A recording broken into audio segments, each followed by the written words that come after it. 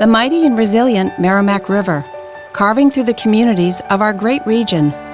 My name is Linda Lorden, proud president of Merrimack County Savings Bank, and like the river that serves as our namesake, we're a constant yet ever-changing presence. Because to us, it's bigger than banking. It's about powering communities and putting people first. It's about knowing where you came from and where you're going. That's Merrimack style. Visit us at themerrimack.com.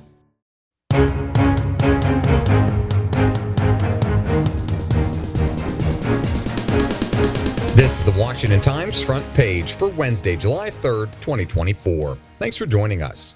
I'm George Gerbo. Texas Representative Lloyd Doggett has become the first Democratic member of Congress to call on President Biden to step aside and let someone replace him atop the party's ticket. Seth McLaughlin reports Doggett praised Biden, but said the stakes are too high for the party to roll the dice against former President Trump this fall after Biden's performance in the first presidential debate. Until this point, congressional Democrats and party leaders had publicly rallied behind Biden and refused to demand that he exit the race. Still, the sentiment is notably mixed between unflinching and lukewarm.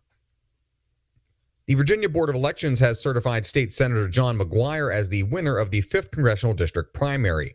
Lindsey McPherson and Alex Miller report McGuire defeated incumbent Bob Good by 374 votes, a 0.6% margin that falls within the threshold for a candidate-financed recount, which Good has said he will pursue.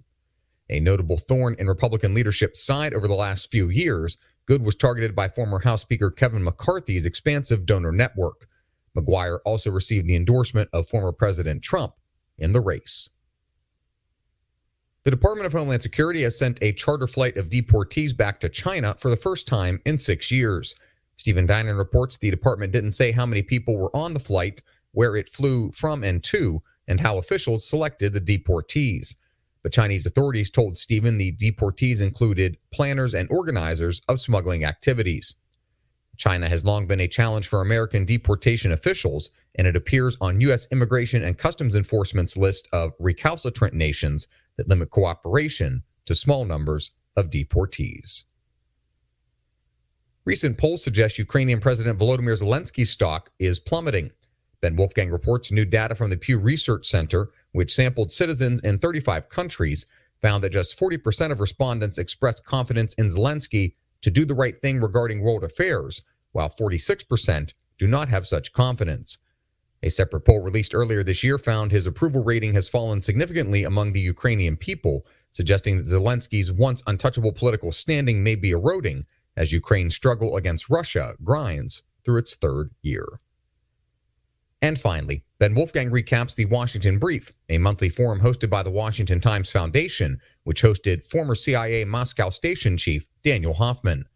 Hoffman said Russian President Vladimir Putin needs North Korea, not just for its weapons, but also to help deliver a warning to the U.S. and its allies that there's a price to pay if you get on Russia's bad side.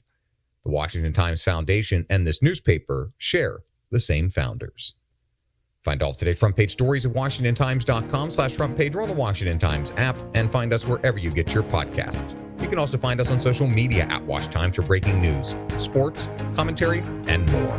For the Washington Times, I'm George Gerbo.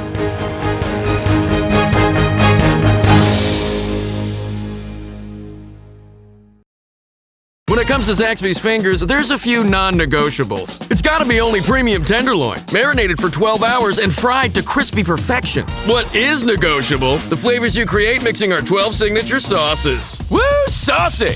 Zaxby's.